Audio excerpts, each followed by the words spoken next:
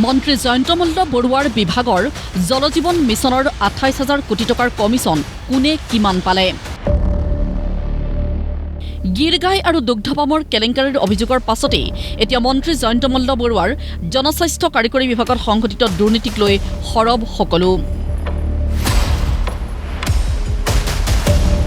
কোটি কোটি টকা খৰচ কৰি নিৰ্মাণ কৰা পানী যোগান প্ৰকল্প বগাহাতীত পৰিণত হ'ল।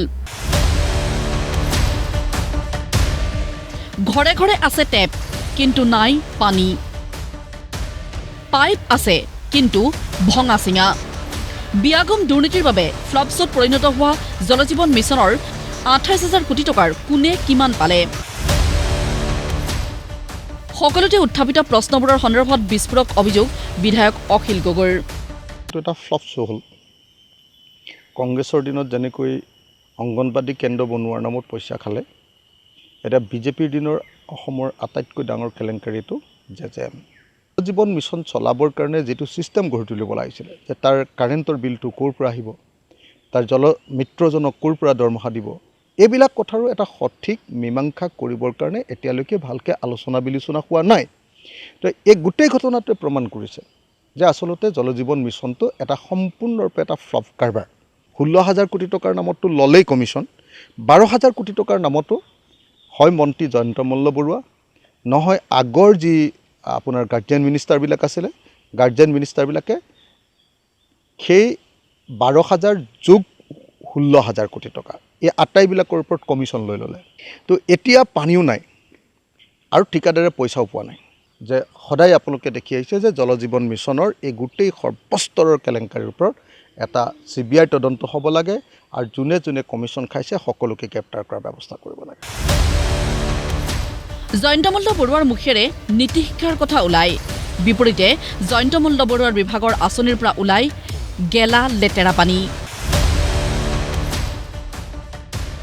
ঘৰ ঘৰ ভঙা চিঙা নল, ঘৰ ঘৰ বেমাৰ চপোৱা জল, মাজুলীৰ শালমৰাত ঘৰ ঘৰ কাপোৰ ধুবও নোৱাৰা জল,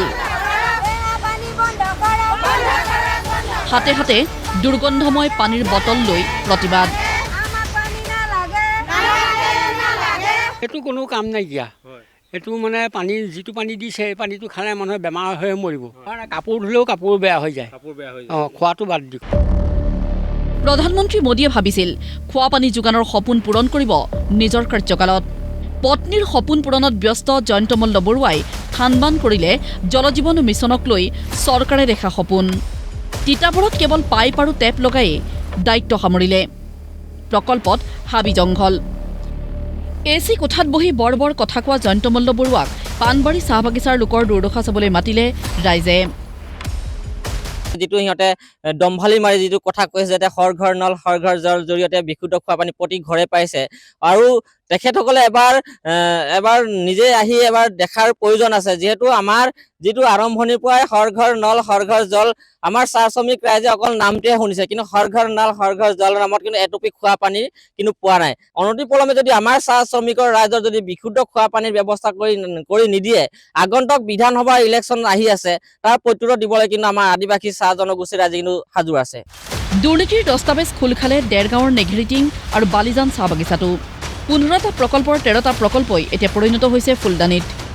তলৰ শ্ৰেণীৰ মানুহ বুলি ঠাট্টা কৰিবলৈ কুণ্ঠাবোধ নকৰা মন্ত্ৰীয়ে চাহ জনগোষ্ঠীয় লোককো মৌলিক প্ৰয়োজন পাব লাগে বুলি নাভাবে নেকি?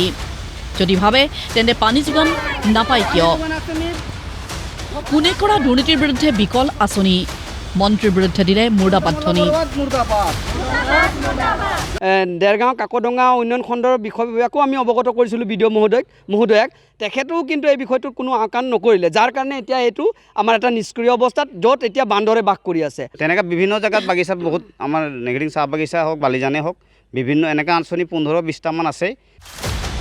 নাও ডুবিলেও টিঙৰ পৰা ননমা মন্ত্ৰীয়ে জনাবনে যোগীঘোপা জলজীৱন মিছন কিয় বিফল হ'ল? চলন্তপাৰাৰ ৰাইজৰ তীব্ৰ সমালোচনা। মানে টেংকি দিছে কিন্তু পানী পোৱা নাই ৰাইজে। মানে আমি এতিয়ালৈকে পানী পোৱা নাই, মানে জলজীৱন আঁচনি বুলি আধাশিলা কৰি মানে অপেনিং কৰি থৈছে, কিন্তু পানী কোনো মানুহে পোৱা নাই। অসমখনত এটা দুৰ্নীতি কৰাৰ এটা সদাগৰ আছে, আৰু এই সদাগৰজনৰ নাম হৈছে মন্ত্ৰী জয়ন্ত মল্ল বৰুৱা। কথাৰ ফুলজাৰিৰে জগত চিনিব বিচৰা মন্ত্ৰীৰ বিভাগে আকৌ এই পানী যোগান আঁচনি পৰিচালনাৰ বাবে মাহে প্ৰয়োজন হোৱা 10-15 হাজাৰ টকাৰ যোগান ধৰিব পৰা নাই। ফলত ভূত বাংলাত পৰিণত প্ৰকল্প। ক্ষোভ হাইলাকান্দিৰ বোৱালিপাৰৰ জনতাৰ। ৰাইজলৈ জনাইছোঁ, তেওঁ কৈছে যে বছৰত কিবা 10,000 মান মেইনটেনেন্সৰ লাগি পইচা আহে, এই পইচাবিলাক লৈ কিছু কৰিব নোৱাৰে। ইয়াৰলি গভৰ্ণমেণ্টৰ পৰা 10,000 টকা আহে এই মেইনটেনেন্সৰ লাগে, কিন্তু এই 10,000 টকা মেইনটেনেন্সৰ বাৰে একো নহয়। অকৰ্মণ্য মন্ত্ৰীৰ বিভাগত ব্যাগুম দুৰ্নীতি, যাৰ বাবেই কাজিৰঙা গৃহভূমি সকলোতে বিকল আঁচনি।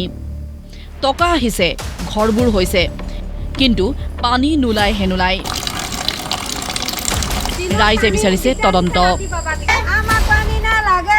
ব্যুৰো ৰিপৰ্ট, প্ৰতিদিন টাইম।